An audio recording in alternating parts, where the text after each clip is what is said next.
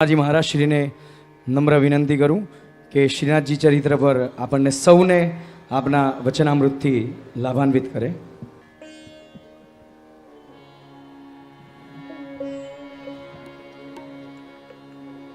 नमो भगवते तस्मै कृष्णायाद्भुत कर्मणे रूपनाम विभेदेन जगत् क्रीडति यो यतः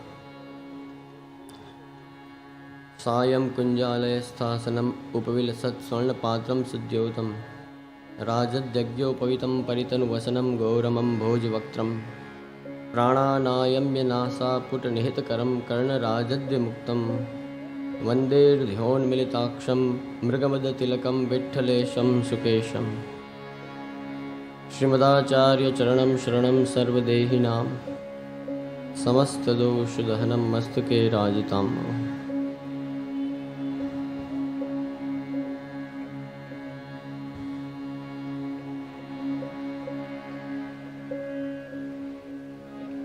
मंचस्थ विराजमान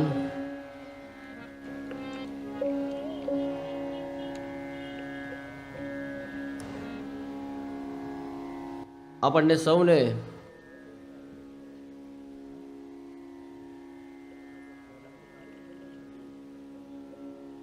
શ્રીમદ ભાગવત અને ગોપીજનોના ભાવ સમુદ્રમાં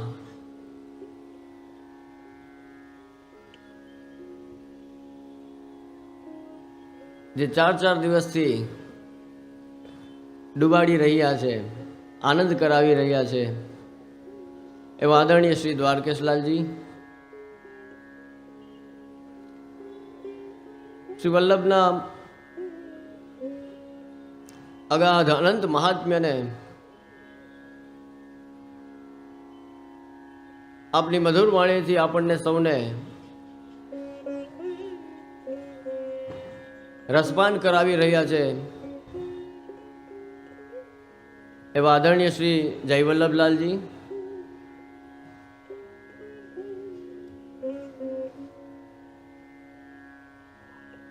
બિરાજમાન આદરણીય ફૂફાજી, બંને દાદા, આદરણીય શ્રી અત્તાજી,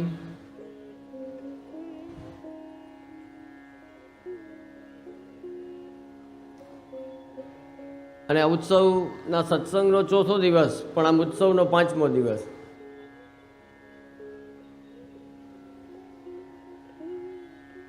આનંદની વાત એ છે કે જેવી રીતે આચાર્ય પરિવાર એક છે એવી રીતે છેલ્લા 5 દિવસથી જોઉં છું કે આ મનોરથી પરિવારના પણ એક દરેક આખો પરિવાર એક સાથે, પછી જયેશભાઈ, સચિનભાઈ, અમારા કેતનભાઈ, આખો પરિવાર સેવામાં ખડે પગે છે. એ આયોજન સફળ ના થાય તો જ નવાય કહેવાય. જ્યારે પરિવારનો એક ભાવ છે, એક ભાવથી બધા સેવા કરી રહ્યા છે, સહજ રીતે જ એ પરિવાર ઉપર કૃપા હોય ત્યારે જ થાય. અને એનો લાભ આપ સૌને છેલ્લા 4 દિવસથી ભગવદ્ ગુણગાનના રૂપમાં પ્રાપ્ત થઈ રહ્યો છે.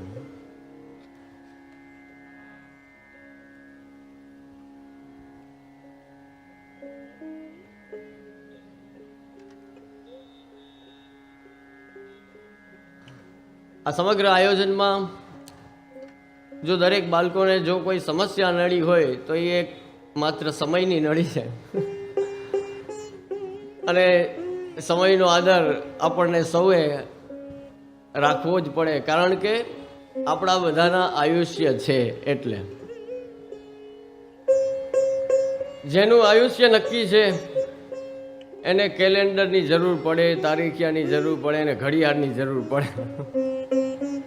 નિત્ય લીલાનું ચિંતન હોય, નિત્ય લીલામાં કોઈ કેલેન્ડર નથી, કોઈ ઘડિયાળ નથી.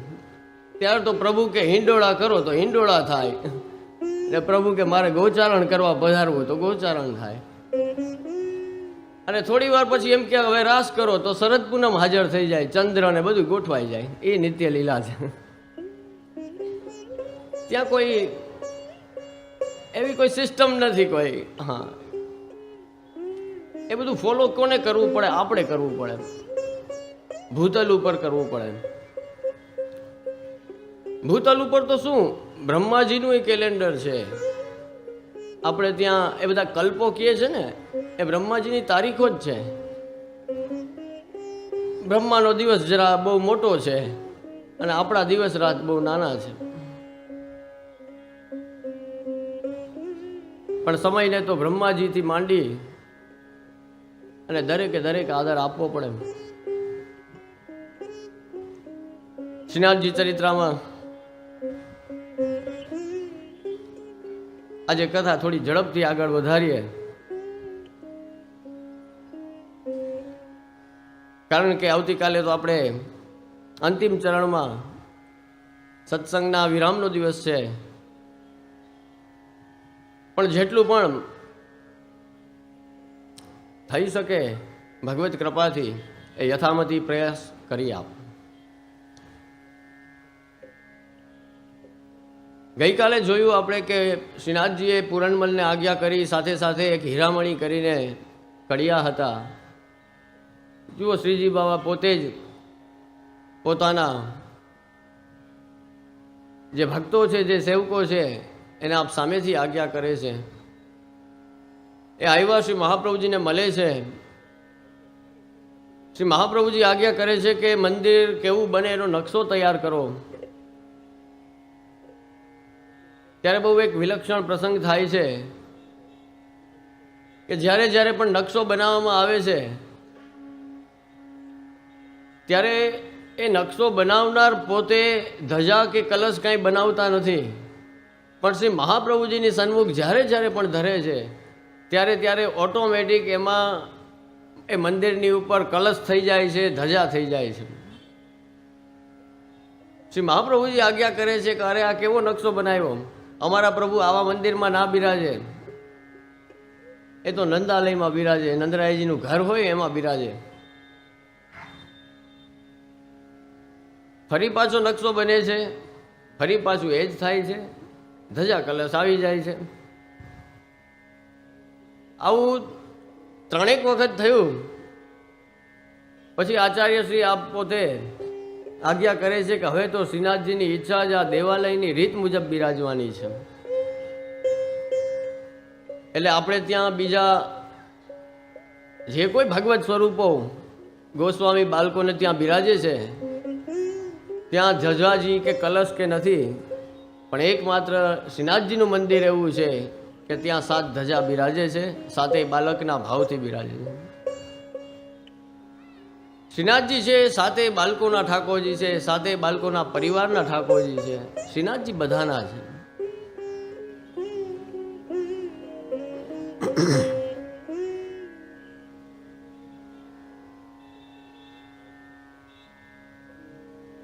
ધીરે ધીરે ધીરે સમય જાય છે.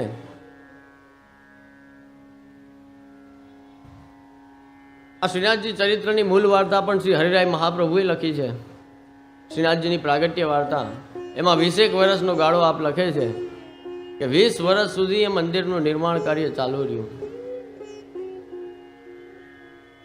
એમાં વચ્ચે પાછી જ્યારે જ્યારે જે કાંઈ જરૂર પડી એના માટે પૂરણમલ ખૂબ સક્રિય રહ્યા અને એક ભવ્ય અને સુંદર મંદિર શ્રીનાથજી માટે સિદ્ધ થયું છે.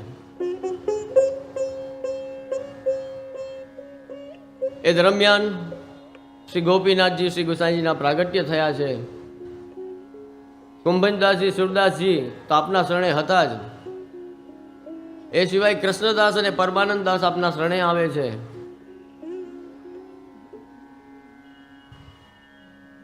હવે શ્રી મહાપ્રભુજી શ્રીનાથજીને એ નવા મંદિરમાં પાઠ બિરાજાવે છે, પધરાવે છે, મોટો પાટોત્સવ થાય છે, ઉત્સવ થાય છે. પૂરણમલની સેવાથી પ્રસન્ન થઈને આપ માગે છે કે માગો પૂરણમલ, શું જોઈએ છે? ત્યારે જુઓ વૈષ્ણવના અને ભગવદીઓના લક્ષણ છે. માગવું હોય તો બહુ સમજી વિચારીને મગાય.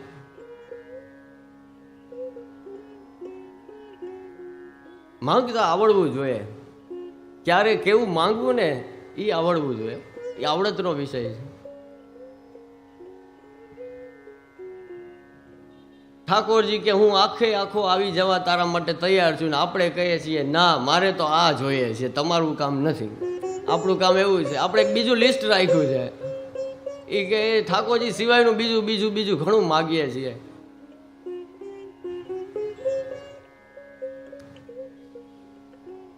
એક નાની વાત કરું તો ગુરુકુલમાં બધા વિદ્યાર્થીઓ ભણતા હતા, એના ગુરુને જોવે તો એ પ્રાણાયામ કરે, આમ નાક બંધ કરે, આંખ બંધ કરે. નવો વિદ્યાર્થી પહેલો જ દિવસ એણે જિજ્ઞાસાથી ગુરુદેવને પૂછ્યું કે ગુરુજી એક પ્રશ્ન છે. તો કે બોલ. તો કે આંખ બંધ કરીને નાક બંધ કરીને તમે શું કરતા હોય? એટલે એના ગુરુને એમ થયું કે હવે આનો પહેલો દિવસ છે, આને એ બધું ક્યાં સમજાવું કે આને પ્રાણાયામ કહેવાય ને આમાં આ મંત્ર બોલાય ને આમાં ધ્યાન કરવાનું હોય ને. એટલે એક આને ટૂંકી ટચ જવાબ આપી દઉં કે જો બેટા, હું છે ને આંખો બંધ કરીને નાક બંધ કરું ને ત્યારે હું ભગવાન સાથે વાતો કરતો, ત્યારે મને ભગવાન દેખાતો. અચ્છા, આંખો બંધ કરીએ નાક બંધ કરીએ એટલે ભગવાન દેખાય ને વાતો થાય? પેલાના નાનકડા બાળકને એમ થયું આ તો બહુ સરસ. એટલે એને કરી દીધું ચાલુ. એને જે રહેવાનો રૂમ હતો ત્યાં જઈ અને નાક બંધ કરી અને આંખ બંધ કરી દીધું. થોડીક વાર થઈ, શ્વાસ લેવામાં તકલીફ થઈ, નાક છોડી દીધું. ગુરુ ખોટું તો કે નહીં, એણે કીધું કે વાત થાય નાક બંધ ને આંખ બંધ કરો એટલે ભગવાન દેખાય, તો મને કેમ નથી દેખાતા? બાલ સહજ જિજ્ઞાસાથી ફરી પાછું રિપીટ કરે છે, બીજી વાર, ત્રીજી વાર, ચોથી વારે એવું નક્કી કરે છે કે હવે તો ભગવાન ના આવે ને ત્યાં સુધી નાકે છોડવું નથી અને આંખે ખોલવી નથી. બસ એણે તો નાક બંધ કરી દીધું અને આંખ બંધ કરીને રાહ જોવે છે કે બસ હવે ભગવાન આવે, ભગવાન આવે, ભગવાન આવે. અને ખરેખર ભગવાનને એમ થઈ ગયું કે હવે જો હું નહીં જાઉં તો આ બિચારો એનો પ્રાણ ત્યાગી દેશે. પ્રભુ એને દર્શન આપે છે અને કહે છે બેટા માગ. અવડો નાનો છોકરો, હજી તો પહેલો દિવસ છે એના આશ્રમમાં, ગુરુકુલમાં, કોઈ જ્ઞાન નથી, કોઈ પુસ્તક વાંચ્યા નથી. એને પૂછ્યું કે હું બહુ પ્રસન્ન થયો છું તારી તાલાવેલી તારી તત્પરતા જોઈને. બેટા, તને કોઈ જ્ઞાન નથી છતાંય તું મારા માટેનું એટલું બધું તારી અંદર તત્પરતા છે કે ભગવાનને જોવા જ છે, જોવા જ છે, જોવા જ છે. બોલ બેટા, હવે હું આવી ગયો તારી સામે, હવે શું જોઈએ છે તારે? તારે જે જોતું હોય એ માગી લે. પેલો અવળો નાનકડો બાલક એમ કહે છે કે ભગવાન મારે બીજું કાંઈ જોતું નથી, પણ હવે જ્યારે હું નાક બંધ કરું ને ત્યારે હાજર થઈ જાજો.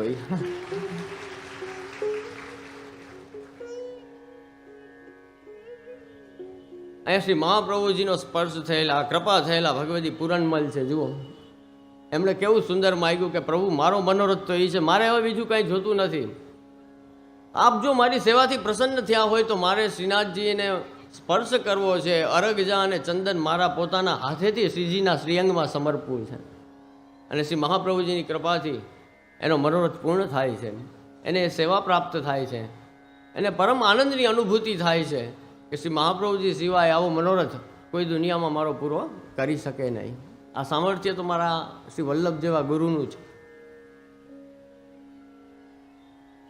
કૃષ્ણદાસજીના પણ ખૂબ સુંદર સુંદર પ્રસંગો છે.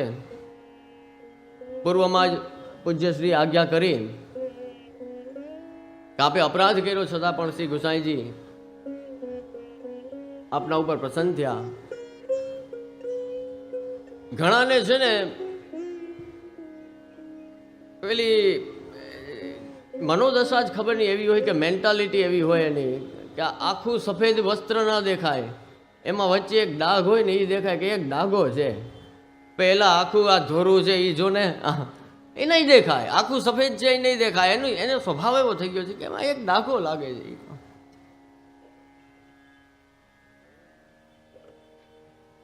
આ બધા પ્રસંગોને હોય ને લગ્નોમાં, ને તમે જોજો જેમ આજ્ઞા કરીને કે જેને ઘરે પ્રસંગ હોય ને એ તો બિચારો ફ્રી જ ના હોય, એ તો કામકાજમાં હોય, અને મહેમાન જેટલા હોય ને એ બધા એકદમ ફ્રી હોય, એટલે એ ઓલું બધું કાઢતા હોય. એવો સ્વભાવ બની ગયો હોય. એટલે એક વૈષ્ણવ મને કહે કે કૃષ્ણદાસ પ્રેત કેમ થયા? કેવું કહેવાય, મહાપ્રભુજીના સેવકોને પ્રેત યોની પ્રાપ્ત થઈ. મેં કીધું અરે મૂર્ખા, કૃષ્ણદાસને પ્રેત યોની પ્રાપ્ત થઈ ને, પણ એ જે ઝાડવે હતા, જે વૃક્ષ ઉપર હતા ને, ત્યાં શ્રીજી બાબા રોજ ખેલવા પધારતા. એ પ્રેતના એ પરમ ભાગ્ય કહેવાય ને. તે માણસ થઈને તે શું કરી લીધું? એ તો વિચારો તમે, એ લીલાર્થ બતાડતા હોય આપણને. જે ભગવદજીઓના ચરિત્ર છે એ આપણને સમજાવવા માટે હોય છે, એ લીલાના અનુસંધાનથી હોય છે. એમાં આપણી લૌકિક બુદ્ધિ રાખવી એ જ મોટામાં મોટો અપરાધ છે.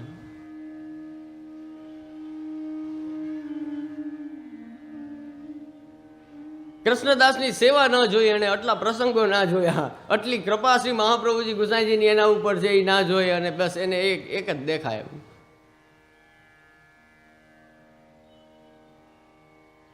આ દુસંગના કારણે આવો મગજ થાય આપણો. બહુ દુસંગ વધી જાય ને ત્યારે આવી દુર્બુદ્ધિઓ સૂઝે અને ભગવદીઓમાં આશંકા થાય આપણને. નકર એ બધા ચરિત્રો, જિજ્ઞાસા એક અલગ વસ્તુ છે, અને આવા પ્રશ્ન થવા એ તો અપરાધ કરવા બરાબર છે.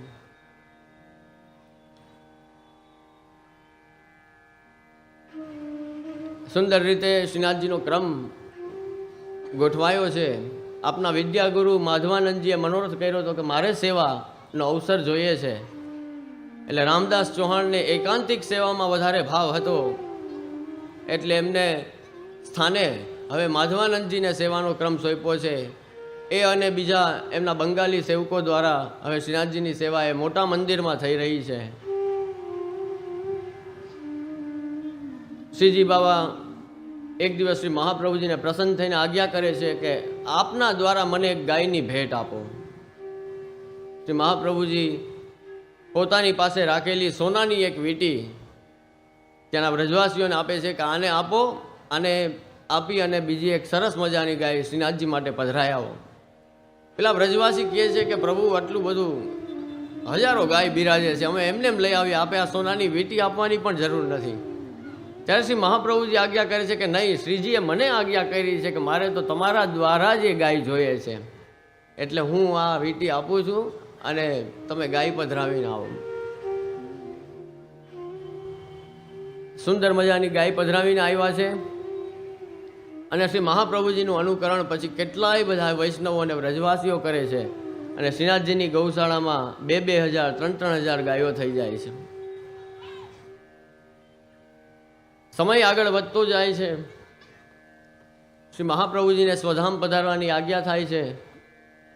આપ કાશીના હનુમાન ઘાટ ઉપર 40 દિવસના સંન્યાસ ગ્રહણ કરે છે, અને આસુરવ્યામો લીલા, આસુરીને મોહ પમાડનારી લીલા, એટલે ત્યાં બિરાજે છે આપ. અને આપના બંને પુત્રોને માધ્યમ બનાવીને સમસ્ત વૈષ્ણવ સૃષ્ટિને આપે એ ઉપદેશ કે આજ્ઞા આપી છે કે ક્યારેય બહિર્મુખ ન થશો. યદા બહિર્મુખા યુયમ ભવિષ્યથ કથંચન તદા કાલ પ્રવાહસ્થા દેહ ચિત્તા દ્વયોપ્યુત સર્વથા ભક્ષયિષ્યંતિ યુષ્માનિધિ મતેર્મમા. કાલ તમારું ભક્ષણ કરી જશે, કાલના પ્રવાહમાં તમે તણાઈ જશો જો સન્મુખ નહીં રહ્યો ઠાકોર. કેટલી સ્ટ્રોંગ આજ્ઞા કરી છે, એકદમ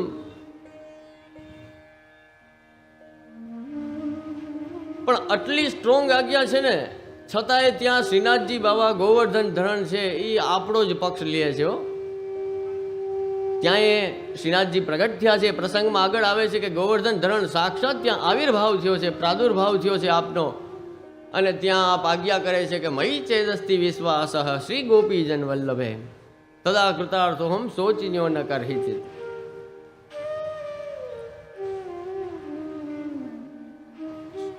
શ્રી મહાપ્રભુજી આટલી કડક આજ્ઞા કરે છે કે જરાય ચલિત ના થતા, તમે સન્મુખતા રાખજો જ. અને છતાંય પરમ કૃપા, પરમ કરુણામય મહોદાર પ્રભુ શ્રી ગોવર્ધન ધરણ કહે છે કે અરે આ તો આપનો પરિવાર છે, એ તો મારો જ પરિવાર છે. બસ ખાલી મારામાં ગોપીજન વલ્લભમાં એ વિશ્વાસ રાખશે તો એ અવશ્ય કૃતાર્થ થશે. એનું ક્યારેય ખરાબ નહીં થાય, એની ક્યારેય ખરાબ ગતિ નહીં થાય.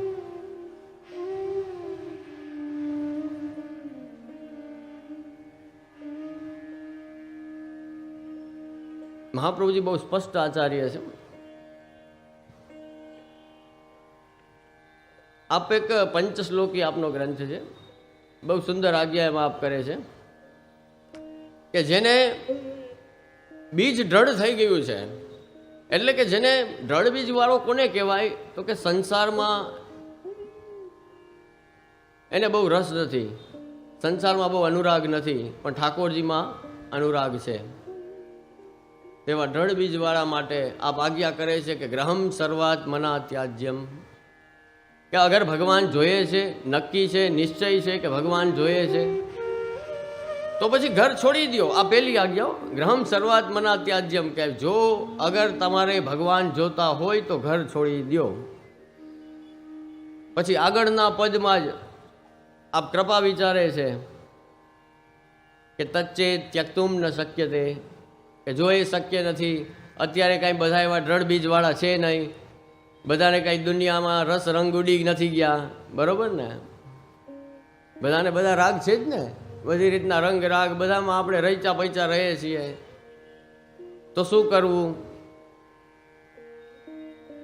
ભાઈ ગાતા હોય અલગ વાત છો, આપણે ધોળ ગાઈ લઈએ, આવો તે રંગ મને સીધ લગાડ્યો, બીજો જડતો નથી એકે રંગ વિઠ્ઠલના. એટલું ખોટું ગાય, સવારથી સાંજ જેટલા રંગ આવે એટલા મારી લે, અને ગાયે પાછા એવું. ખાલી ગાઈ લેવું ને સમજીને ગાવું એમાં બહુ ફરક છે. ખાલી સેવા કરી લેવી ને સમજીને કરવી એમાં બહુ ફરક છે. ખાલી પાઠ કરી લેવા અને સમજીને કરવા એમાં બહુ ફરક છે. કોઈ સંગીત વગાડતું હોય ને, જેને જ્ઞાન છે, રાગ રાગીણી, તાલ, આરોહ અવરોહ, બોલ ઠેકા, તાલી ખાલી, ક્યાં એનો આનંદ અલગ હોય છે. અને એક એમને એમ હોય. એક જગ્યા મનોરથમાં હું ગામડામાં હતો ને, કોઈ કીર્તનિયા હશે એટલે મેં એને કહ્યું, કીર્તન ગાવું હતું એટલે મેં એને કહ્યું કે જંગલો રાગ કરતો હાર્મોનિયમમાં. મારી ઈચ્છા થઈ કે હું કંઈક જંગલામાં ગાઉં, એટલે મેં કીધું જંગલો રાગ કર. એટલે એ વિચારમાં પડી ગયો, આમ માથું ખંજવાળો. એટલે મેં કીધું કરો, હાર્મોનિયમમાં કરો, જંગલો કરો. મને કે જે એમ જંગલો નહીં ફાવે. તો બીજું તો કેમ ફાવે? તો કે આપ ગાવાનું શરૂ કરી દો, હું પાછળથી પકડી લઈશ. હા, અચ્છા, તો તમે એ રીતના છો કેમ? એટલે આવા પકડવા વાળા હોય, એ ખાલી પકડી લે પાછળથી, આમ હાલતું હોય. એક ઈ પ્રકાર છે. અને એક આવા કૃષ્ણદાસ જેવા હોય તો એનો આનંદ અલગ હોય ને, એનો આનંદ જુદો હોય. જેને સંગીતનું જ્ઞાન છે, બે વગાડી તો બે લે છે. પેલો એ હાર્મોનિયમ વગાડી લે છે, ગમે એમ કામ સાચવી લે છે. પણ આના આનંદમાં અને ઓના આનંદમાં હાથી ઘોડાનો ફરક છે, અથવા જમીન આસમાનનો ફરક છે. એવી રીતે સમજીને સેવા કરો એનો આનંદ અલગ હોય છે. એમને એમ કરો તો પ્રભુનો સંસર્ગ તો આનંદ જ અપાવે, પણ સમજદારીથી થયું હોય ને એની આખી મજા જુદી છે. અમારે ત્યાં રાજભોગમાં દર્શન કરવા આવતા હશે એને ખબર હશે, અમારે ગિરિરાજજી બિરાજે છે આગળ. ત્યાં છે ને બધા વૈષ્ણવને રોજનો નિત્યનો ક્રમ છે. હું ઘરમાં હું ત્યારે તો રોજ શ્રવણ કરું. એ બધું એ બધા આનંદ કરતા હોય, ખૂબ ભાવથી ગિરિરાજજીને દૂધથી સ્નાન કરાવે, નંદ મહોત્સવ કરતા હોય, ઘણા ઢોળ ગાતા હોય, પછી ભોગ ધરે, પરિક્રમા થતી હોય. એ બધા એ વૈષ્ણવ ભેગા મળીને આનંદ કરતા હોય છે. પછી છેલ્લે છે ને એ પેલું ધોળ ગાય,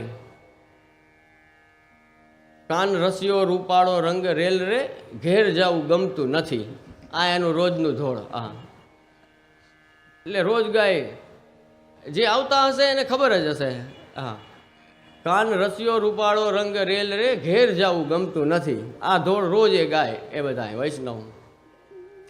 પણ એટલું ઝડપથી ગવાતું હોય. હા, ઘેર જાવું ગમતું નથી, ઘેર જાવું ગમતું નથી. પછી આપણે પૂછીએ ને કે કેમ, તો કે ઘેર જાવું જ ને ઉતાવળ છે. હવે વિચાર કરી લ્યો, આનો અર્થ શું? મને ક્યારેક એમ વિચાર આવે કે આપણે ગાઈએ છીએ, ઘણું બધું કરીએ છીએ, પણ આમ પ્રેક્ટિકલી વિચારીએ તો કંઈ આમ નથી ઓલું.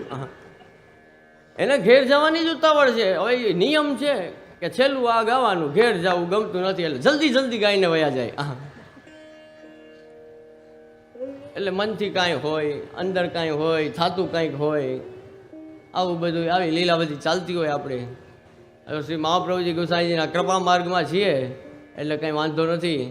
ઠાકોરજી બધું જવા દે, મહાપ્રભુજી બધું જવા દે એટલે આપણું ગાડું હાયલું રહે. રાય જીતની સેવા કો માનત મેરુ સમાન, અને મેરુ જેવડા પર્વત જેવડા આપણા અપરાધ અને દોષને આપ રાય જેટલો નાનકડો કરીને માને ત્યારે તો આપણે મારા વાલા દરરોજ સેવામાં જઈ શકીએ છીએ.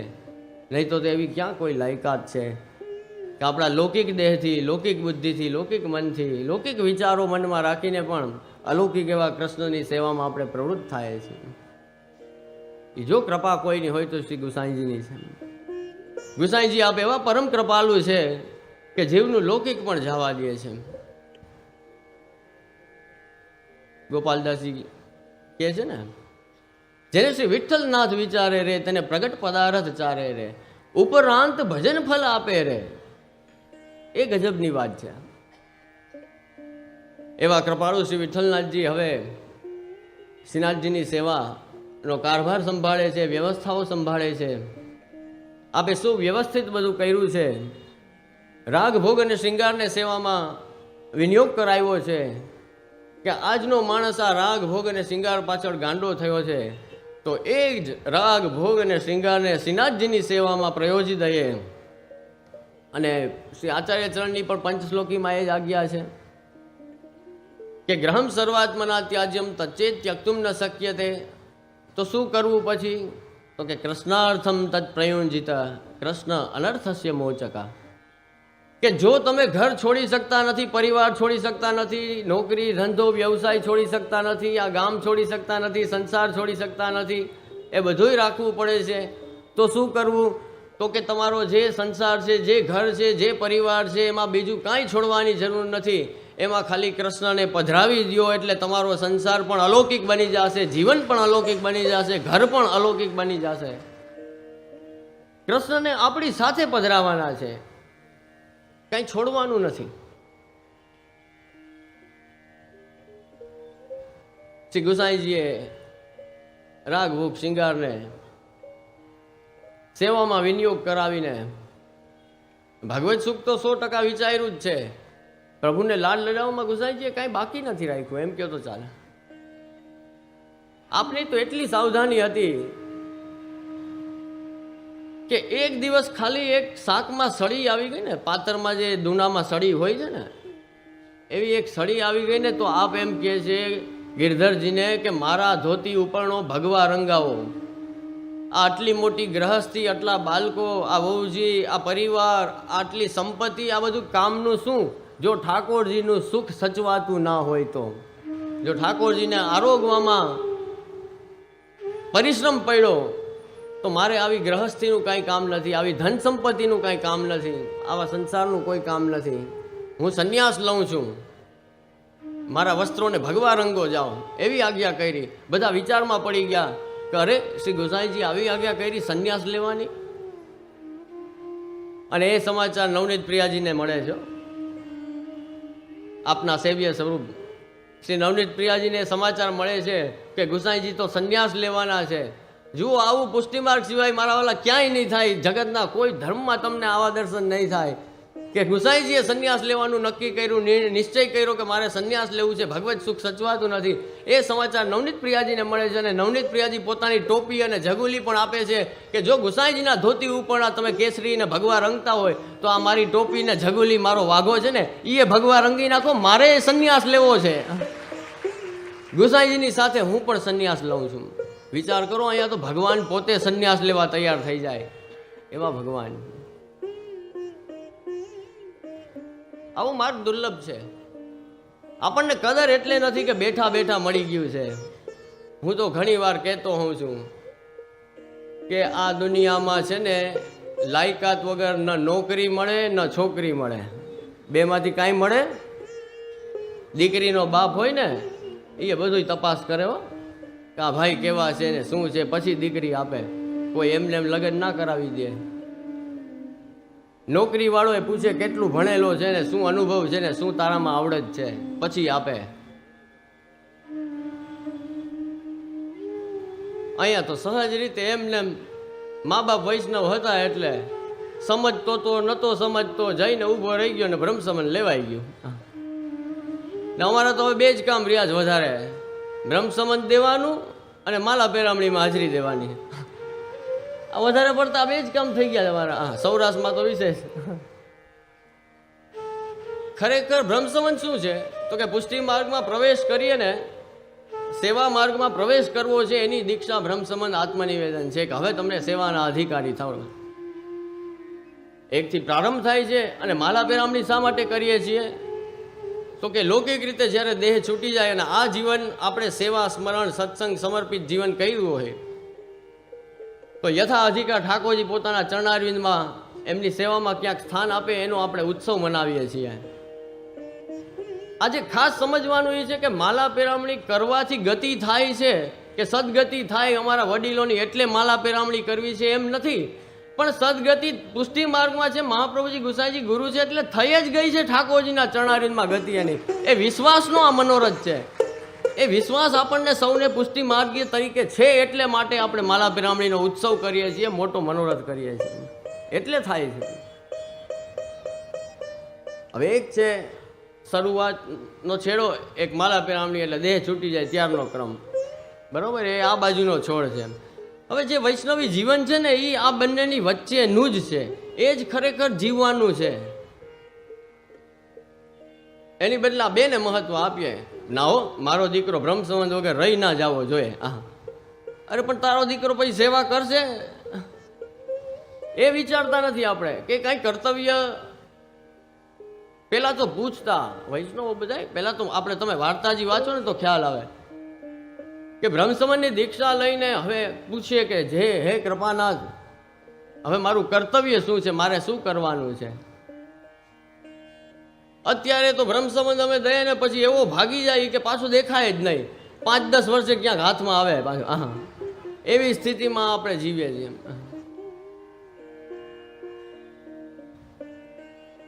પછી ક્યાંક મનોરથમાં કે કોઈક પ્રસંગમાં ભેગા થાય ત્યારે કે જે હું આપનો સેવક. મેં તો સારું કર્યું ભાઈ, 1 દાયકા પછી ભેગા થયા આપણે, બહુ સારું.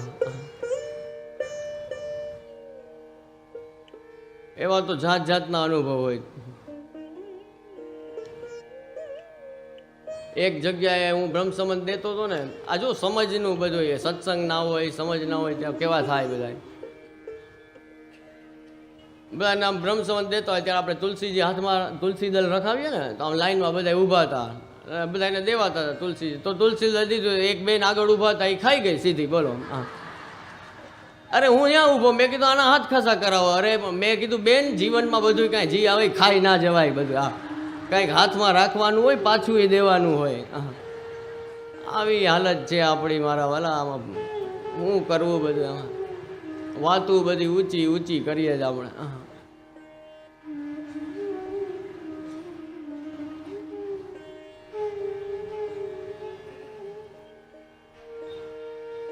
એટલે સત્સંગ જરૂરી છે. સારા વૈષ્ણવોનો સંગ કરો. શ્રી આચાર્ય ચરણ પણ જુઓ એ જ આજ્ઞા કરે છે કે નિવેદનંતુ સ્મર્તે સર્વથા તાદ્રશય જને. તાદ્રશી જનો કદાચ ન મળે તો આપણા ઘરમાં 84-252 પુસ્તક તો બિરાજે જ છે. એનો સંગ કરવો એ ભગવદીઓના સંગ બરાબર જ છે. જે સેવા કરવાવાળા વૈષ્ણવો છે એને મળો, એની સાથે ભગવત ચર્ચા કરો તો કંઈક સમજમાં આવે. ન સમજાય, આજના આચાર્યો તો બધા ખૂબ કૃપા વિચારે છે. તમારે જેને જેને પણ જ્યાં પણ ભાવ હોય, જ્યાં પણ સ્નેહ હોય, તમે પૂછો. એ આચાર્યને, એ બાળકને પૂછો. એમાં પરિશ્રમનો વિચાર ન કરો. ઓલા ઘરે ઘરે પધરામણી કરાવે ને, અને અમે કહીએ ને હવે બહુ થાકી ગયા હોય તો કે મારા વાલા આપનું તો પ્રાગટ્ય જ પરિશ્રમ લેવા માટે છે. એમ કે અરે વાલાનું પ્રાગટ્ય પરિશ્રમ માટે છે તો પ્રશ્ન કેમ નથી પૂછતા? આ પધરામણીઓ ખાલી કરાવો જ. પધરામણી પણ કેની થાય, કેવી રીતે થાય? મને પહેલાં અમારે અહીંયા ઘરે ઘરે સેવા લેવાનો ક્રમ હતો, એ મેં હાથ જોડીને બંધ કરાવી દીધો, કારણ કે મને એમાં શ્રદ્ધા નથી રહી. આજે ગામ આખાની સેવા લેવડાવે જ ને એમાં મને શ્રદ્ધા નથી વ્યક્તિગત રીતે, એટલે હું ના પાડી દઉં છું કે નહીં, હું નહીં કરું. પછી બહુ આગ્રહ કરે ને એટલે મેં પછી એક યુક્તિ કરી. જે ગામવાળા વિનંતી કરવા આવે ને, બહુ આગ્રહ કરે ને કે ના, જે આખા ગામની સેવા લ્યો, આખા ગામની સેવા લ્યો, એ જેણે જોયું ના હોય એ જોવા જેવું હોય હો, ગામની સેવા હોય. હા, કદાચ તમે કોઈ ઘણા આમાંથી નહીં જોયું હોય, આ બાજુ ઘણાએ જોયું છે, આ બધાએ જોયેલું છે. હા, એ બહુ જોવા જેવું હોય એ દ્રશ્ય. મેં તો અનુભવ ખૂબ લીધો છે નાનપણથી અત્યાર સુધી, એટલે મને ખબર છે. હા, એમાં કેવું હોય ખબર, તમને થોડું ખાલી કહી દઉં કે 3-4 કીર્તનિયા તો એક ચોકમાં કીર્તન કરતા હોય, એ ત્યાં જ હોય આખો 2 કલાક 4 કલાક 6 કલાક જેટલી વાર ગામની સેવા હાલે એ ત્યાં જ બિચારા ઊભા કીર્તન કર્યા રાખે.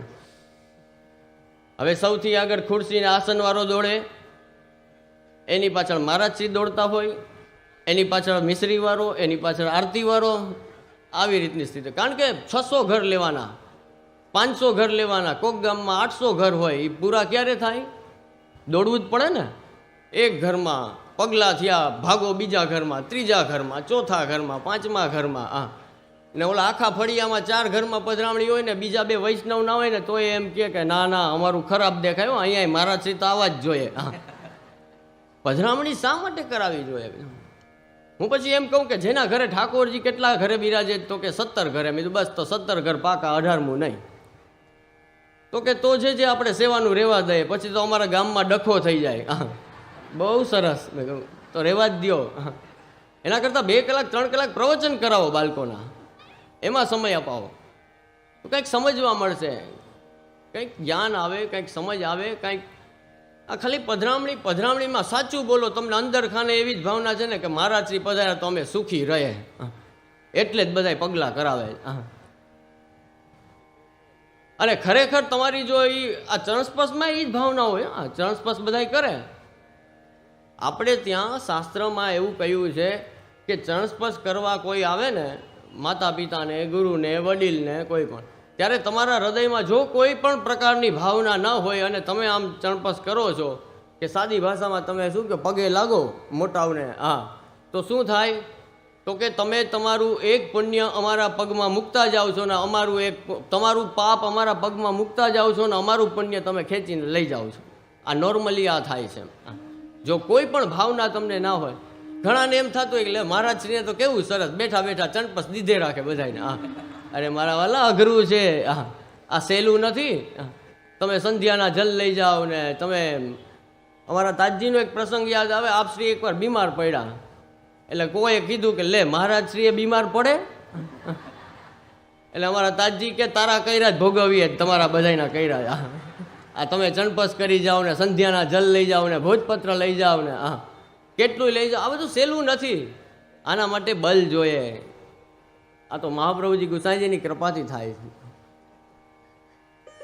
તમારા ઘરે ઠાકોરજી બિરાજતા હોય ને અમે પધરામણી કરીએ, તમે કંઈક ઠાકોરજીને સેવાને લગતા પ્રશ્ન પૂછો, માર્ગને લગતા પ્રશ્ન પૂછો, તમારા જે કાંઈ તમને વાંચનમાં કાંઈ સમજ ના આવતું એ પ્રશ્ન પૂછો, તો એ પધરામણી ફલિત થયેલી પધરામણી કહેવાય. નહીં તો શું કામની પધરામણી? અમારે બધે આવીને અનાચાર, અન્યાશ્રય એ જ બધું જોવાનું ને. એમ ઘરે ઘરે આવીને શું કરવું પછી? સત્સંગ બહુ જરૂરી છે. સત્સંગથી વિવેક આવે છે, સત્સંગથી સમજ આવે છે, સત્સંગથી જ્ઞાન થાય છે. સત્સંગ તો બહુ કામની વસ્તુ છે. આપણું ચાર્જિંગ છે. પેલો મોબાઈલ ચાર્જ નહીં કરો તો ચાલશે બીજે દિવસે? બધી ઘણી જગ્યાએ થતું હોય ને, ચાર્જરના પોઈન્ટ જ ગોતતા હોય બધા. એરપોર્ટમાં ક્યાં છે ચાર્જરનો પોઈન્ટ? ત્યાં ક્યાં છે? એટલે બેટરી ડાઉન જ હોય. જેટલા લૌકિકમાં વધારે રહેશો ને એટલી બેટરી ડાઉન રહેશે. અલૌકિક ચાર્જિંગ ચાલુ રાખજો. આવા ત્રિવેણી થતી હોય, ક્યાંક આવી કથા થતી હોય, આવો આનંદ ક્યાંક થતો હોય, ક્યાંક મનોરથ થતો હોય, એ આપણો ચાર્જિંગ પોઈન્ટ છે. ત્યાં જઈને ચાર્જિંગ કરી લેવું અલૌકિકનું પાછું, એટલે પાછા આપણે અલૌકિક રીતે આમ ચાર્જ થઈ જાય. એ જરૂરી છે. નહીં તો સબ પછી ડાઉન થઈ જશું, પછી કામ નહીં લાગે કાંઈ.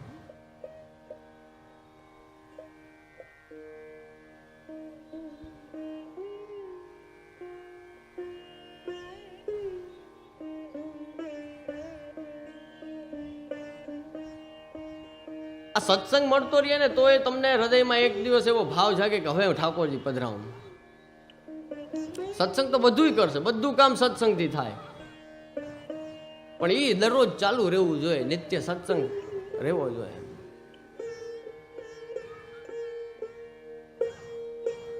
અને ઠાકોરજી છે ને એ ઘરમાં બિરાજે ને તો એ જ સાચી શોભા છે મારા વાલા. ઠાકોરજીથી ઘરની શોભા છે, ઠાકોરજીથી જીવનની શોભા છે. ઠાકોરજી વગરનું જીવન નકામું છે.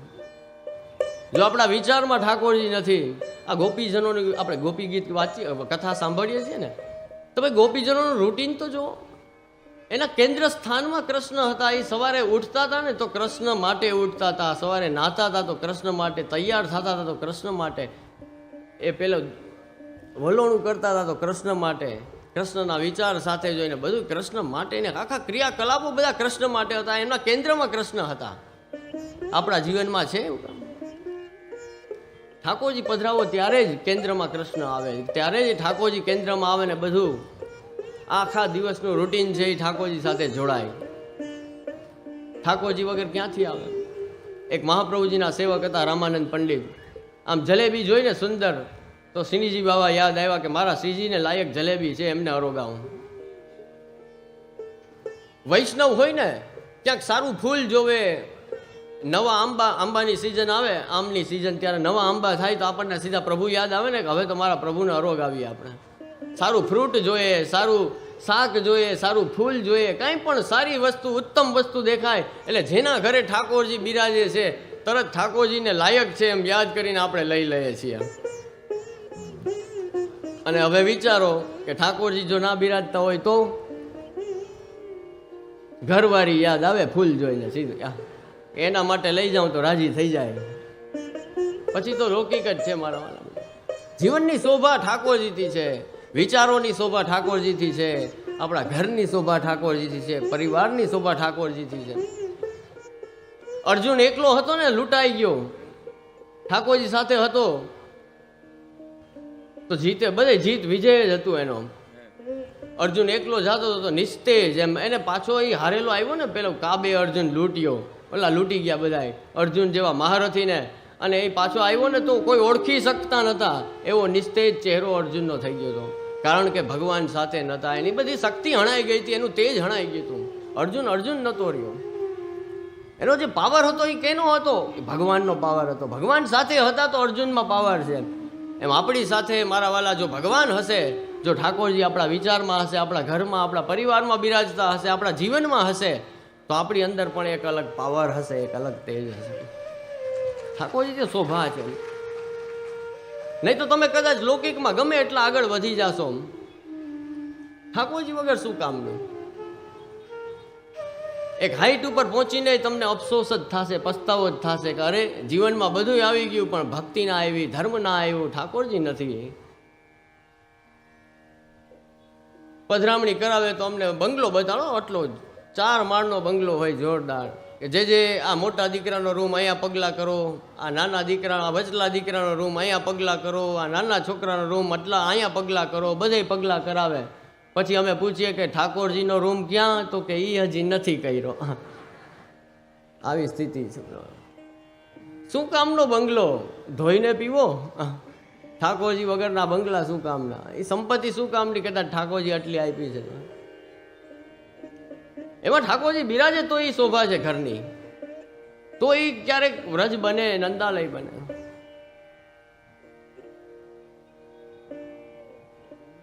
એક નાની વાત કરીને પછી આગળ વધીએ કથામાં. મને યાદ આવી ગયું, એક જગ્યાએ કોઈના લગ્ન થતા હતા, વરઘોડો નીકળો, બધા આનંદથી નાચે છે, કૂદે છે, બેન્ડ વાગે છે, વાજા વાગે છે, જાનૈયા ખૂબ નાચે છે. વરરાજા તૈયાર થઈને આમ ઘોડા ઉપર બેઠા છે, ઘોડી ઉપર બેઠા છે, આમ આગળ આગળ આગળ લગ્ન મંડપ તરફ વરઘોડો આગળ જાતો જાય છે, જાતો જાય છે. હવે ખૂબ આનંદ આનંદ આનંદ બધું હાલતો હતો એ લગ્નમાં, બધાના એ જાન જાતી હતી આગળ. એમાં કોઈને ધ્યાન ના રહ્યું, અચાનક વચ્ચેથી વરરાજો ઘોડા ઉપરથી પડી ગયો.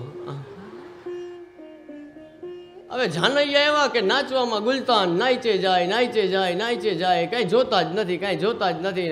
આવી ગયા માંડવે. તો પછી કોકે કીધું કે તમે બધા આવી તો ગયા પણ વરરાજો ક્યાં? તો કે હા, એ ક્યાંક રહી ગયો રસ્તામાં. હો, આપણને હસવું બહુ આવ્યું ને. પણ જેટલા ઠાકોરજી વગરના છે ને એ બધાએ વરરાજા વગરની જાન કાઢી જ. જાન ગમે એટલી સરસ હોય, ગમે એટલું સરસ નાચતા ને વગાડતા આવડતું હોય, જો પ્રભુ નથી જીવનમાં તો તમે કદાચ ગમે એટલા લૌકિકમાં આગળ વધ્યા હશો ને એ આ વરરાજા વગરની જાન જેવું જ છે. બરાબર, એ જોઈએ પહેલા ઠાકોરજી સાથે જોઈએ, પછી બધુંય શોભે. પછી જે કરો એ તમારી પાસે જે આવડત છે. આગળ ગોવિંદ સ્વામીના પ્રસંગ આવશે ને, મહાન સંગીતજ્ઞ એને 2 કોડી મૂકી કે આ સંગીતની કિંમત છે ને જો ઠાકોરજી માટે નથી તો આ 2 કોડી જેટલી છે. કદાચ ગમે એટલા ઊંચા સંગીતકાર થઈ ગયા હોય ને તમે, પ્રભુ માટે સંગીત નથી ને તો બધું નકામું છે. એમ ઠાકોરજી વગર તમે કદાચ ગમે એટલા જીવનમાં વિકાસ કરી લો, લૌકિક ભૌતિક રીતના કદાચ તમે ખૂબ આગળ વધી જાઓ તો એ મોટો ઝીરો જ છે, બીજું કાંઈ નથી. શ્રી ગુસાઈજી આપણને એકદમ સેવા માર્ગ દ્વારા સરળ કરીને આપ્યું કે જે કાંઈ આપણને ઠાકોરજી આપેલું છે એ બધું એની સાથે જોડીને એને લાડ લડાવો. પછી જુઓ જીવન જીવવાનો કેવો આનંદ છે. તમને સંગીતનો શોખ છે તો વાંધો નહીં, ઠાકોરજીને સંગીત સંભળાવો. તમને જેનો જેનો શોખ હોય, સારા સારા વસ્ત્ર શિંગાર, તો ઠાકોરજીને ધરીને પછી તમે પહેરો. આપણે ત્યાં પેલો માર્ગ નથી, આમ કે ખોટું વૈરાગ્ય બતાડવાનો માર્ગ નથી. આપણે ત્યાં સહજ રીતે થઈ જાય. એક સંન્યાસીના ગુસાઈજીનો પ્રસંગ આવે છે કે ગુસાઈજી સંન્યાસી ત્યારે એ સમય આજથી 500 વર્ષ પહેલા ગુસાઈજીને જોઈને કહે છે, આપણે તો બાળકોના બધાના ખૂબ વૈભવ હોય છે. હા, તો ત્યારે ગુસાઈજીનું દર્શન કરીને કોઈએ કહ્યું કે એ કહે કે સંન્યાસી, એ કે આ બધા આ કેવાના સંન્યાસી, આમને બધા ચણપસ કરે ને આને બધા ધર્મગુરુ તરીકે માને. આના તો કારણ કે ગુસાઈજી પાસે તો ઘોડો એ જમાનામાં કે ને અતિ જાતવાન મૂલ્યવાન, એમ આજની તારીખે 50 લાખ કરોડનો ઘોડો થાય એવો ઘોડો અહીંયા હતો. ગુસાઈજી પોતે ગોકુલથી આ નવનીત પ્રિયાજીની સેવા પહોંચીને શ્રીનાથજીની સેવામાં જતીપુરા પધારતા એ ઘોડા ઉપર. અત્યારે અમારી ગાડીની તો કાંઈ વેલ્યુ નથી. હા, એવા અમૂલ્ય ઘોડા ત્યારે શ્રી ગુસાઈજી પાસે, રથ એવા એવા. તો એ દર્શન કરીને કોઈ સંન્યાસી કહે કે આ કેવાના સંન્યાસી, આટલો આટલો વૈભવ છે, આટલો મોટો સંસાર છે. શ્રી ગુસાઈજી કહેતો કે આ છોડ્યું લે, 1 જ મિનિટ થાય, અમારે કોઈ વૈભવ જોતો નથી, હું માલિક મારા ખાલી નવનીત પ્રિયાજીને બહાર પધરાવી લઉં, પછી બધું તું રાખ જા. હવે તું તારું કંઈ છોડી શકીશ? સંન્યાસી પાસે તો શું હોય? કાંઈ હોય? કાંઈ ના હોય. એક માગવા ભિક્ષા પાત્ર હતું, કમંડલ હતું માગવાનું. એને એમ થયું કે હવે આ એ મૂકી દઈશ તો સાંજે માગીશ કેમાં? ઓમ સંન્યાસીઓ પણ એ કમંડલને છોડી ના શક્યા. એટલે એ સંન્યાસી કરતા એ સંસારી ક્યાંય અગત્યના છે. સહજ રીતના ત્યાગ થવો જોઈએ. અને હું તો એ જ કહું છું કે જે ભોગવેલું હોય ને, જેણે એ જ છોડી શકે. જેની પાસે પહેલેથી જ કાંઈ ના હોય ને પછી એમ કહે કે હા હું સંન્યાસ લઈ લઉં, તો એનો કાંઈ અર્થ નથી. મહાપ્રભુજી કહે છે કે પસ્તાવા સિવાય કાંઈ હાથમાં નહીં આવે. કલિયુગમાં સંન્યાસ લેશો ને તો પસ્તાવાનો જ છેલ્લે વારો આવશે. એનું કારણ છે, તમે એ વાતને સમજો કે કોઈને કદાચ અચાનક વૈરાગ આવી જાય, ક્યાંક કથા સાંભળી હોય ને પછી એમ થઈ જાય કે હવે દુનિયામાં કાંઈ છે નહીં, સાર હાલો જાઉં જંગલમાં વયો ગયો. જંગલમાં જઈને 1 દી ગયા, 2 દી ગયા, પછી ઓલો ઉભરો તો ધીમે ધીમે સમી જાય ને. હા, અને પછી 3જે દિવસે એને એમ થાય, ખાલી મનમાં, પ્રેક્ટિકલી કરવાની જરૂર નથી, એને મનમાં ખાલી એમ થાય ને કે આજે તો શીરો બનાવીને ખાય ને તો કાંઈ ખારું. વાત પૂરી થઈ ગઈ મારા વાલા. ખાલી મનમાં એમ આવ્યું કે આજે શીરો બનાવવો છે ને ખાવો છે, એટલે એ સંન્યાસ તૂટી ગયો કહેવાય. આપણે અહીંયા કોઈ પ્રોબ્લેમ નથી. આપણે અહીંયા વૈષ્ણવને વિચાર શું આવે છે કે આજે મારા પ્રભુને શીરો બનાવીને અંગીકાર કરાવું, ધરું ને પછી ખાવું, કોણ ના પાડે છે તમને? હા, બસ ફરક એટલો જ છે, ઠાકોરજી સાથે જીવન જોડેલું રાખવાનું છે. પછી આપણું લૌકિક કંઈ બાધક રહેતું નથી. તમારા કોઈ પણ શોખ હોય, રાગ ભોગ શિંગાર જે કાંઈ ધરવું હોય, ઠાકોરજીને અંગીકાર કરીને પછી પ્રસાદના રૂપમાં તમે આનંદ કરો. એની સામે કોઈ ચિંતા નથી, કોઈ હરકત નથી. અને શ્રી ગોસાઈજીએ તો શ્રીજી બાવાને કેવા લાડ લડાવ્યા.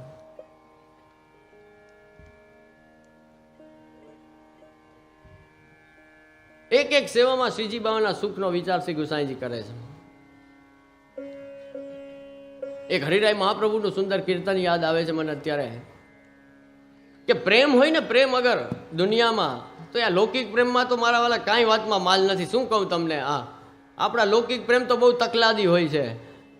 પ્રેમ જો કોઈએ કર્યો હોય તો, પ્રેમ જો જાણવો હોય ને, આદર્શ પ્રેમ કોને કહેવાય જો જોવું હોય તો, પ્રેમ તો શ્રીનાથજી બાબા અને શ્રી ગુસાઈજીનો જેવો છે ને, એવો કોઈનો એ જોટો ના મળે એવો પ્રેમ ગુસાઈજી અને શ્રીનાથજીનો. લૌકિક પ્રેમમાં તો ઘણાની એવી સ્થિતિ આપણે જોઈએ જ છે ને, નવા નવા લગ્ન થયા હોય ને ત્યારે તો બહુ પ્રેમ હોય, આમ કારણ વગરનો પત્નીને બોલાવી રાખે. કાંઈ કામ ના હોય તો એ, કારણ કે એ બોલે તો એમ થાય કે આહા સિતાર વાગે છે, કારણ કે નવા નવા લગ્ન છે, નવો નવો પ્રેમ છે. અને એ જ દંપતીને 2-4 વર્ષ પછી જોવા જવાય, 3-4 વર્ષ નીકળી જાય. હવે અત્યારે લૌકિકના પ્રેમની તો હાલત આવી છે બધી. પછી 3-4 વર્ષ પછી જઉં ને એટલે ઓલી વચ્ચે બિચારી કંઈક બોલવા જાય ને તો ઓલો કે એ ચૂપ રે, તને શું ખબર પડે વચ્ચે બોલ બોલ કર્યું. પેલા એ ઘણી ઘણી બોલાવતો હોય ને, આમ કે તારો અવાજ સંભળાય મને. અને એ જ પત્ની 4 વર્ષ પછી એને કરકસા લાગવા માંડે કે એ વચ્ચે બોલમાં તું, તને શું ખબર પડે. નહીં બોલે તો એમ થાય કે પાણા પડ્યા. આ તો લૌકિક પ્રેમની સ્થિતિ છે આપણી.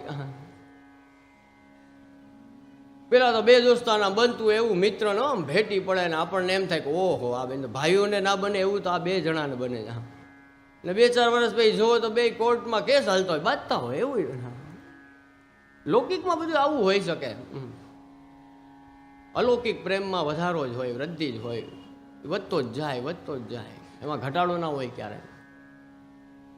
શ્રી ગુસાઈજી અને શ્રીનાથજીનો પ્રેમ એટલો અદ્ભુત છે કે શ્રી હરિરાય મહાપ્રભુ એક કીર્તન આપનું જે કે કેસર કી ધોતી કટી કેસરી ઉપરના ઓઢે તિલક મુદ્રા ધર ઠાળે મંદિર ગીર ધર કે. આપ દર્શન કરે છે, શ્રીનાથજી બાબા શિંગાર ધરી રહ્યા છે, ગુસાઈજી શિંગાર ધરાવે છે. વાલા પ્રેમથી આમ ગુસાઈજી શિંગાર કરતા એમાં શું બાકી હોય. આવી રીતે માલા બતાવે છે શ્રીનાથજીને, ગાલ ઉપર હાથ ફેરવે છે કે શ્રીજી બાબા આ ધરવી છે. શ્રીનાથજી બાબાને ગમે તો હા પાડે છે, નહીં તો મોઢું બગાડે છે કે આ નહીં, આજે પહેલી માલા ધરવી છે, આજે પહેલું ધરવો છે, આજે પહેલો શિંગાર ધરવો છે. બે પરસ્પર એટલા આનંદથી એ દ્રશ્ય શ્રી હરિરાય મહાપ્રભુ દર્શન કરે છે. આપ લખે છે કે દૌ જન કી પ્રીત કછું કાહુ પે ન કહી જાત, દૌ જન કી પ્રીત કછું કાહુ પે ન કહી જાત, ઇત નંદ નંદન ઉત શ્રી વલ્લભ વર્કે. અને છેલ્લા પદમાં શ્રી હરિરાય મહાપ્રભુ કહે છે કે કહે હરિદાસ મેં નિહારે દ્રગ ભર કે. આ કીર્તનનો ભાવ, સમય અત્યારે ઓછો છે એટલે હું બહુ ઝડપથી કહું છું કે આ કીર્તનનો ભાવ એવો છે કે ઠાકોરજી શ્રીનાથજી બાબાના શિંગાર ગુસાઈજી કરે છે. ગુસાઈજીના શિંગાર ધરવામાં જાણે કેટલો આનંદ આવતો હશે, શ્રીનાથજી બાબાને ગુસાઈજી પાસે શિંગાર ધરાવવામાં જાણે કેટલો આનંદ આવતો હશે. એ હરિરાય મહાપ્રભુ કહે છે કે એ બંનેના આનંદનું હું અહીંયા નથી કહેતો, એ તો મને ખબર નથી કે એ બંનેનો આનંદ તો ખૂબ હશે જ, પરસ્પર ખૂબ આનંદ બંનેને આવતો હશે. એ મને ખ્યાલ નથી કે બંનેનો આનંદ કેવો હશે, પણ એ બંનેના દર્શન કરીને મને જે આનંદ આવે છે ને, એ આનંદની તો કોઈ કલ્પના જ કરી શકાય એમ નથી, એની કોઈ ગણતરી થઈ શકે એમ નથી. એટલે ગુસાઈજી સાથે એવો પ્રેમ છે કે જો આપણે ત્યાં એક બહુ સુંદર કીર્તન છે, એનો આનંદ લઈએ થોડો, કે જેમાં ઠાકોરજી યશોદાજીને કહે છે, ઠાકોરજી આજે આખી દુનિયામાં તમે જુઓ તો યશોદાજી માટે કહેવાય છે કે યશોદાજીએ જેવી કાનુડાની સેવા કરી એવી કોઈ ન કરી શકે. એ જ ઠાકોરજી, એ જ કનૈયો અહીંયા જુઓ તો એ યશોદાજીને ઉદ્દેશીને કહે છે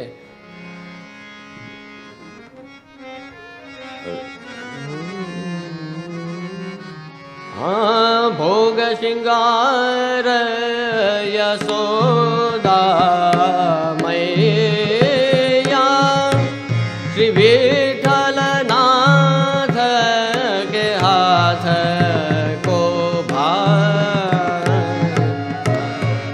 ભોગ શિંગાર યશોદા મૈયા શ્રી વિઠ્ઠલનાથ કે હાથ ગોભાવે આની કે નવાય શ્રૃંગાર કરત આછી રુચિ સોમોહી પાગ બંધાવે શ્રી વિઠ્ઠલનાથ કે હાથ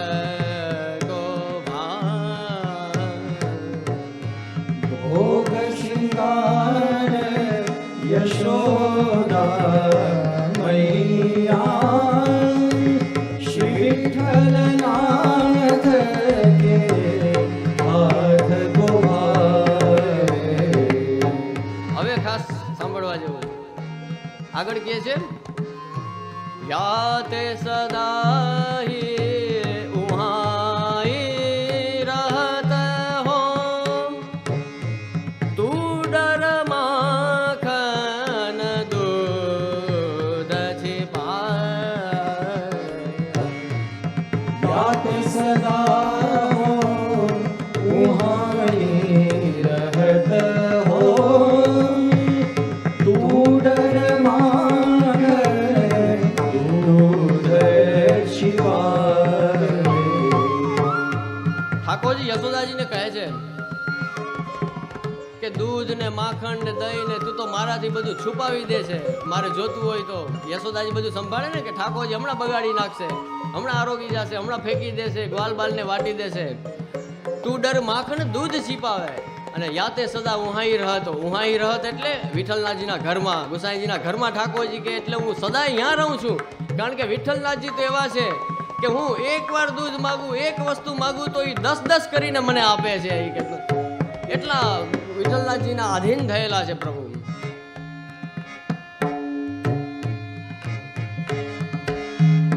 चित स्वामी गिरधर श्री विठ्ठल निरखने त्रैताप नसावे श्री विठ्ठलनाथ के हाथ गोभावे ભોગ શૃંગાર યશોદા મૈયા શ્રી વિઠ્ઠલનાથ કે હાથ ગોભાવે.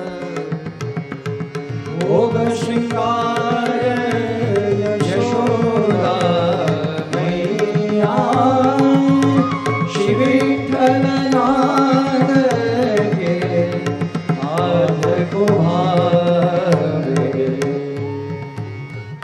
શ્રી ગુસાઈજી અને શ્રીનાથજીના સ્નેહના અદ્ભુત પ્રસંગો છે. કઈ કેટલા ક્યાં ક્યાં કેવા, ક્યાં ક્યાં બાકી રહી જાય, એટલા પ્રસંગો.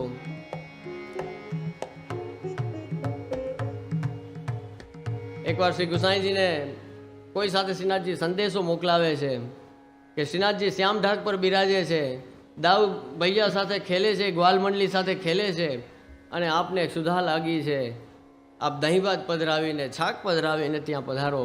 અને જેવા શ્રી ગુસાઈજીને સમાચાર મળે છે તત્કાલ આપ અપરસ કરે છે, દહીં ભાત સિદ્ધ કરે છે, છાક પધરાવીને આપ પોતાના શ્રીહસ્તથી પધરાવીને શ્યામ ઢાક ઉપર જાય છે અને દોનામાં બધા સ્વરૂપોને આપ પોતાના શ્રીહસ્તથી અરોગાવે છે.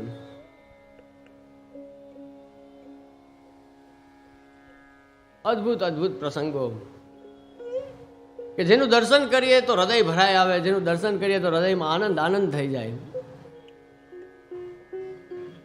ખરેખર પુષ્ટિ માર્ગનો કોઈ સ્વર્ણકાલ હોય તો એ શ્રીનાથજી અને શ્રી ગુસાઈજી વખતેનો જે સમય હતો એ સાચા અર્થમાં પુષ્ટિ માર્ગનો સ્વર્ણકાલ. સર્વત્ર આનંદ આનંદ આનંદ.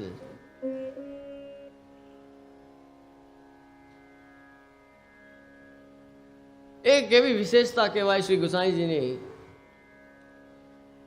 કે આપનો જન્મદિવસ સાક્ષાત શ્રીનાથજી બાબા પોતે મનાવે.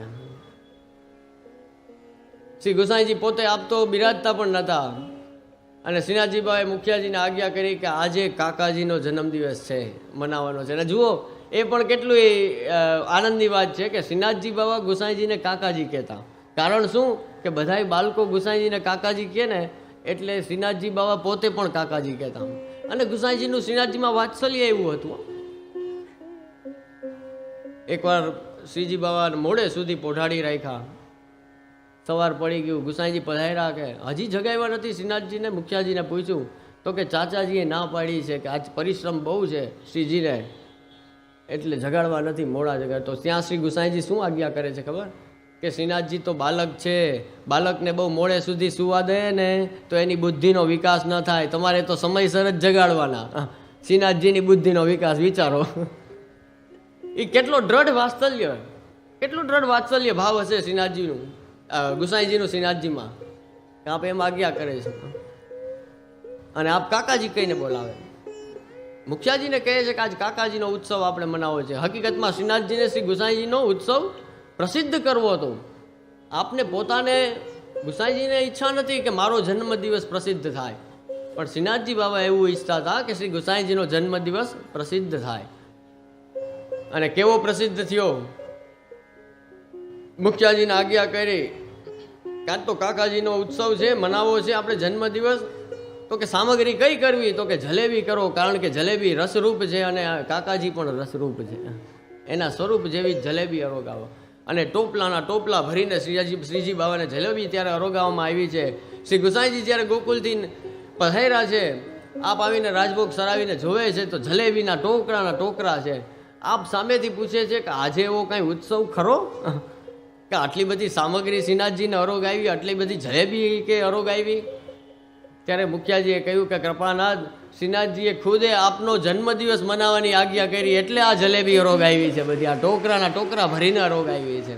અને આજની તારીખે આપણા બધા સેવ્ય સ્વરૂપો જ્યાં જ્યાં પણ પુષ્ટિમાર્ગીય મંદિરો છે, બાળકોના ઘર છે અને વૈષ્ણવોના ઘર છે, બધા પોતાની રીતના દર વખતે માગસર વધ નોમ આવે આપણી ગુર્જર શ્રી ગુસાઈજીનો ઉત્સવ આપણે ઠાકોરજીને જલેબી અરોગાવીને મૂજવીએ છીએ. એને જલેબી ઉત્સવ પણ કહીએ છીએ. તો આવા સુંદર સુંદર પ્રસંગોથી શ્રીનાથજી ચરિત્ર ભરેલું છે. કેટલું કહે કેટલું રહી જાય. આ જીવન ટૂંકું પડે પણ આ પ્રસંગો પૂરા ના થાય. દિવસની તો શું વાત કરવી. પણ જેમ પેલું કહે ને કે અમૃતની ગાગરો ભરેલી ના હોય, અમૃતના તો ઘૂંટડા હોય. એમ શ્રી વલ્લભ ચરિત્રના, ગોપી ગીતના અને શ્રીનાથજી ચરિત્રના જે કાંઈ થોડા થોડા થોડા થોડા ઘૂંટડાના પાન થાય અને એને આપણે હૃદયમાં સમાવી શકીએ, એને સ્થિર કરી શકીએ ભાવને, એવી શ્રી મહાપ્રભુજી ગુસાઈજી આપણા સૌ ઉપર કૃપા વિચારે. આજે સમય થઈ ગયો છે એટલે ગુજરાતીમાં એક માધવદાસજીનું સુંદર ધોળ છે કે જેમાં શ્રીનાથજીનું સ્વરૂપ અને શ્રી ગુસાઈજીનું સ્વરૂપ બંને આવી જાય. ખૂબ પ્રસિદ્ધ છે. તો એની એકાદ બે કડીનું પાન કરી અને પછી આજના સત્રને વિરામ આપીએ. આપ સૌને આવડતું જ હશે એટલે ખાસ સાથે ગાન કરજો. વાંકે અંબોડે શ્રીનાથજીને સુંદર શ્યામ સ્વરૂપ, શ્રી વલ્લભ સુત સેવા કરે શ્રી ગોકુલ નાવો. વાઘ બાંધે વાલો જર કસીને સુંદર વાગા સાર, પટકાતે છે પચરંગ નાને સજ્યા છે સોળે શૃંગાર. કેસરી તિલક સોહામણા નાસિકા વિશ્વાધાર, ચીબુકની અતિ કાંતિ છે કંઠે મોતીના હાર. હડપછ હિરલો જગમગે એના તેજ તણો નહીં પાર. અધર બિંબે રસિક છે ઝળકે છે જ્યોત પ્રકાશ, ઝળકે જ્યોત પ્રકાશ, ઝળકે છે જ્યોત પ્રકાશ. નંદન નાથ કી જય, શ્રી વલ્લભાધીશ કી જય, શ્રી ગુસાઈજી પરમ પરમ દયાળ દયાળ કી જય.